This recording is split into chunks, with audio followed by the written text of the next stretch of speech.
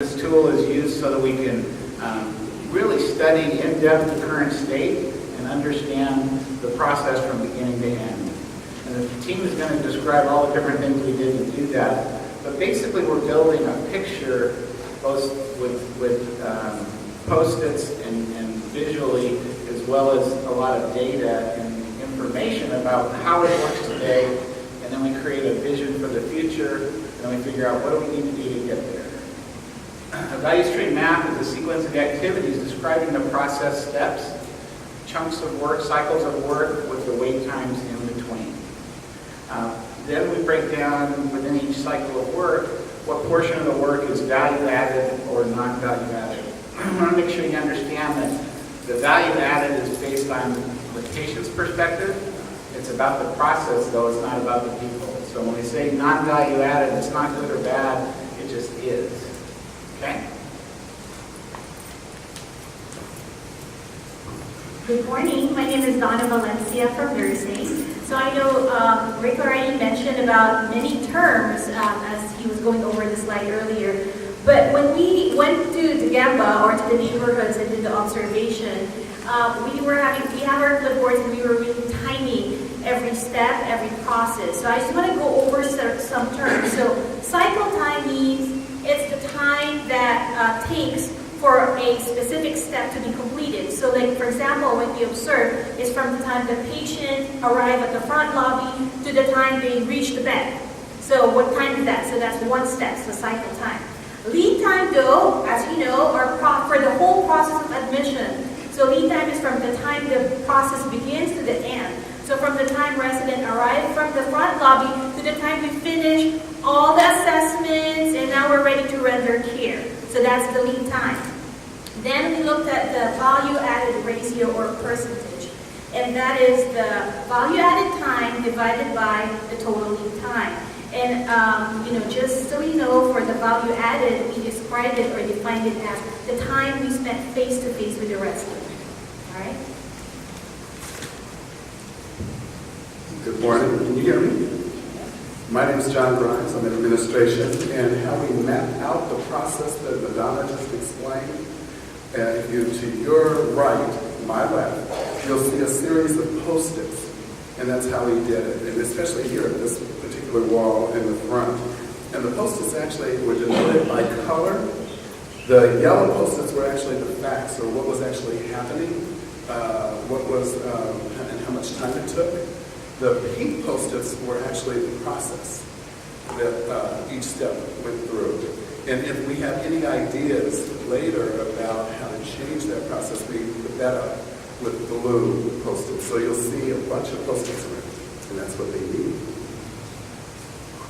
Hello, my name is Elizabeth Schindler. I work in administration. So to understand the flow, we looked at 4 different categories. Scheduling, which is scheduling the patient and then preparing the room. Administrative, which is all the paperwork involved, the A&E and medical charts. Assessments, which involve the nursing staffs and then the actual doctor's visit. And the care and treatment, where the other disciplines got involved, so it was medication, activity therapy, rehab, and social work. Good morning, I'm Jennifer Carter-Blade from administration. And what you see here is the team going into the Gemba. The Gemba, again, is the workplace where the work is delivered. It also is, there was a team that met the patient at the door and actually walked with them to the nursing station. Because it's a large process and we had a large team, we broke down our 30 participants into these 4 different areas that Elizabeth just described. Scheduling the patient, administration and admissions process, assessments, and care and treatment.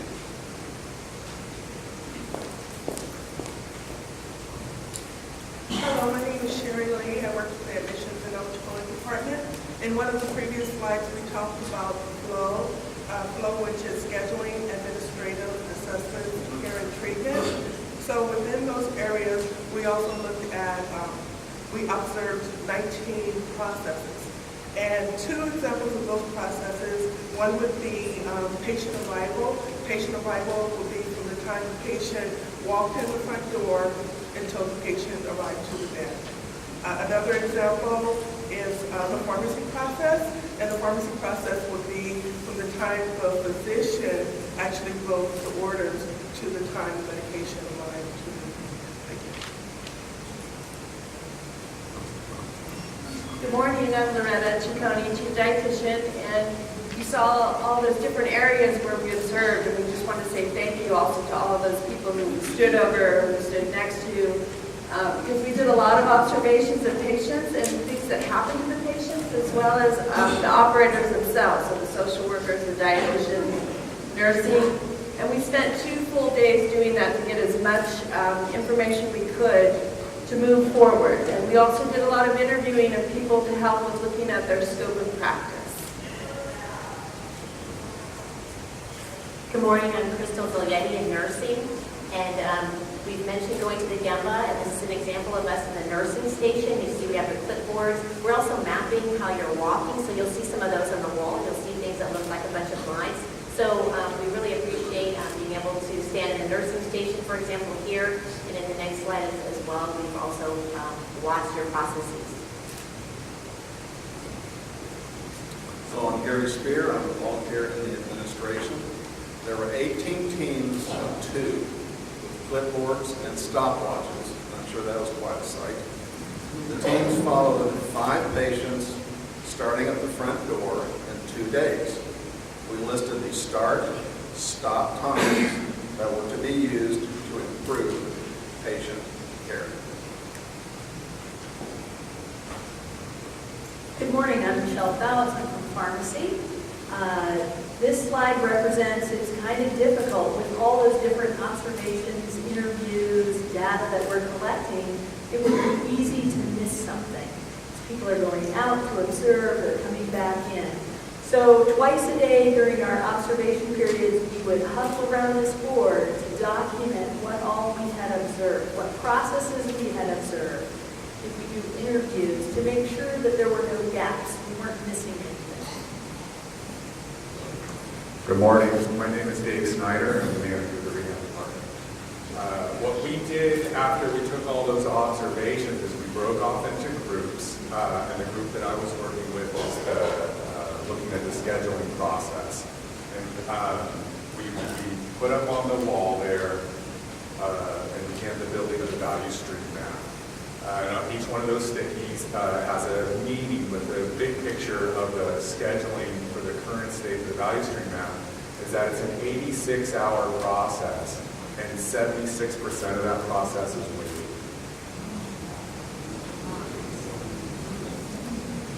Good morning, everyone. My name is Regina Gomez. I'm from the quality department. My part was the administrative admissions process. So this is the team that did the mapping for what is currently happening with the admissions process. It starts with the patient's arrival on the neighborhood.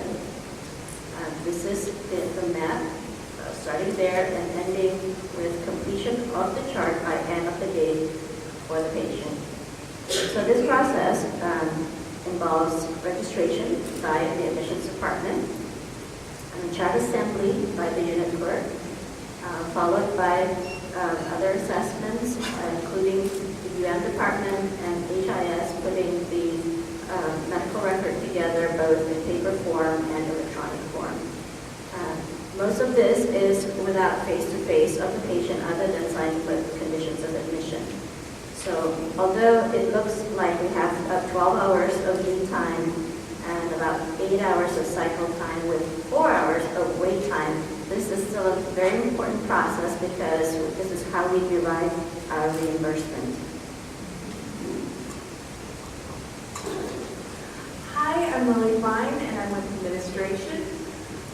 So I was part of the assessment team for creating the current state. And we looked, next slide is what we came up with. So this is our map we came up with. The current state started when chart prep was completed, or the current set of assessments, and the endpoint was when orders were completed. So it included assessments by nursing, CNA, MD, RDs, activity therapy, and social work. As you can see, the time of that was 35 hours, and what would surprised us was the wait time was 25 hours. We thought it would be shorter than that. Hi, good morning. My name is Joseph Mateo. I'm with Central Supply. And actually, I'm part of the care and treatment team that created the map. And if you go to the next slide, okay. Thank you. So these are the developed map, and the closest represents process, and on the left side is our value. So we're so surprised that the non-value added time is 50 hours. Good morning, my name is Edward Gina from USC. So you've heard from the other presenters. From scheduling up to the care treatment. So this slide right here represents the whole entire admission process. So we have a total wait time of 189 hours. I think you find a common theme. There's a lot of waiting time. So you can see the waiting time is 155 hours. The value added, again, our face time, the resident or patient, is only 4 hours out of those hours. So it amounts to only 1.9% of value added time for the whole entire admission process. Hi, I'm Diana Kenyon with Facilities, and I was part of the administrative admissions process team, and a good portion of the admission process is behind the scenes work that's done before the patient even steps in the door. So after we did all of our observations, we listed them, and a lot of things came to light. Laguna Honda, we've been admitting patients for 150 years now, and not until now when we actually really dissected the process and seen how long it takes and how many people are in the process. And some things really came to light, like how does the room get prepared? So one thing that we noticed is that facilities and EDS are never notified when a room is vacated, so that we can get in there and see what needs to be done to prepare it for the next resident. As you can see, there's a lot of other observations that were enlightening, like a lot of redundant work by multiple people for the same patient. Good morning. My name is Maxwell Chikwe. I am from EVS. In continuation with what Diana just said, looking at the chart here, the slide here, you will see some of the observations that we made. This will include a lack of arrival information to all the departments that should be involved or should know about the arrival of a patient. Unfortunately, not all the departments knows about it. The other area we can look at here is meal transportation. It takes a long time to transport meal from the kitchen to the resident care area. Admission package was not ready, and so on and so forth. So these are some of the areas that we need to improve now and quickly. Thank you. Good morning and happy holidays. My name is Gerald Unitas Jackson. I am in the IT department, and I participated in the physician assessment.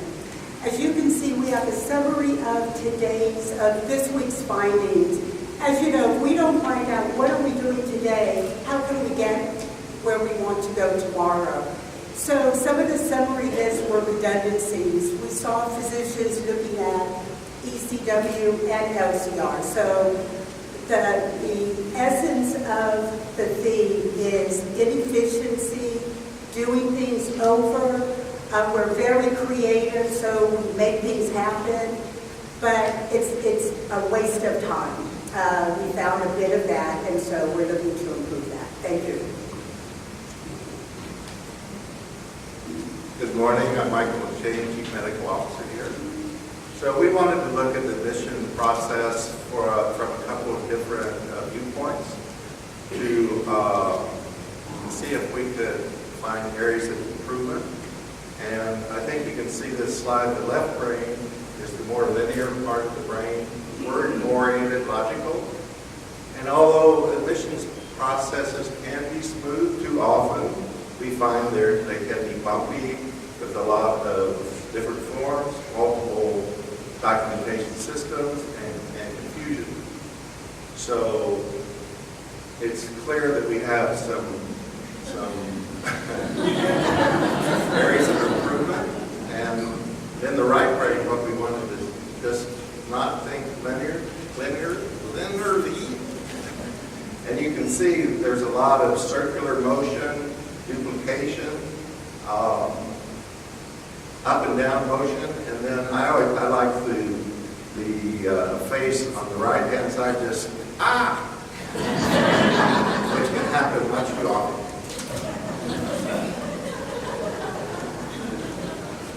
Good morning, I'm Jackie Spencer Davies, Nursing Director. And next we want to look at the future state. So this is the good news, the much happier place, the future state. So for the future state, as you can see, using our left brain, this is what we would like to be. We would like to be euphoric, orderly, efficient, healthier, culturally appropriate, integrated. We love an 8-hour workday, all of us, I'm sure. And then using the right side of the brain for the future state, it again reflects that. We would like to be happier. We see good visions in our future, center of excellence, everybody's happy. And that's what we're striving for. Good morning, everyone. My name is Vince, and I work with administration. So part of the process of looking at the future state, we did this exercise where we were asked to think about improvement areas that we noticed when we went out to the Gemba. And we were asked to illustrate what it looks like now and what it looks like in the future. And we came up with about 60 of them over there on the wall, so if you have time, go take a look at them. And we broke them down into subgroups. What I learned is that not only are our clinicians and staff great at what they do, but they're also great artists, as you saw with the previous pictures. So we drew some of the most elaborate stick figures. So right here, this one deals with clinical access and the documentation process. As we all know, there's too many systems and applications that we currently use. So ideally, hopefully by 2019, we'll have an EHR system that will make all of our life easier.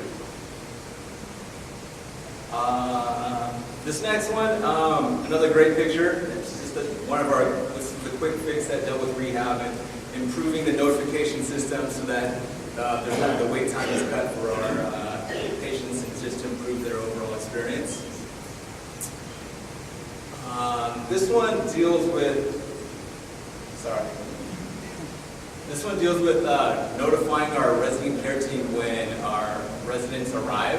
Right now, there's not a systemized process where everyone's notified. It's kind of ubiquitous, trying to get a hold of this person and that person. So, trying to develop a system where everyone's notified at the same time. This one's another great one. This one's a cute picture of our cadets. In the first one, he's kind of confused and not knowing what's going on. In the new one, in the new and improved cadet's going to be able to welcome our residents and be able to direct them to their units and advise them where their room is and everything like that. So again, improving the experience. Good morning. My name is Deborah Darden. I'm the HIS director here. And then we get to the future state phase. So as a result of all our work this week, we came up with a few things that we'd like to work at. So improvements to pre-admissions, clinician workflow, electronic notification, EVS terminal cleaning, food service, and language. What is up on the wall now is the future state value stream map. So if you look over to the far right in the front, that's our current state value stream map from one end of the wall to the other. As you can see, what we predict, what we'd like to work toward the future is a process that is streamlined, easier for the patient, and we can get everything done within a shorter period of time. That's what we want to work for. Thanks. Hi, Janet Gill in Social Services. And we measured many things between the current and future states: lead time, wait time, value-added, non-value-added time. But the bottom line for our future state, we were able to decrease our lead time from 7 days to 3 days. And our value-added percentage increased from 2% to 5%. And even though that statistic may appear small, that makes a huge difference in the patient experience. Good morning.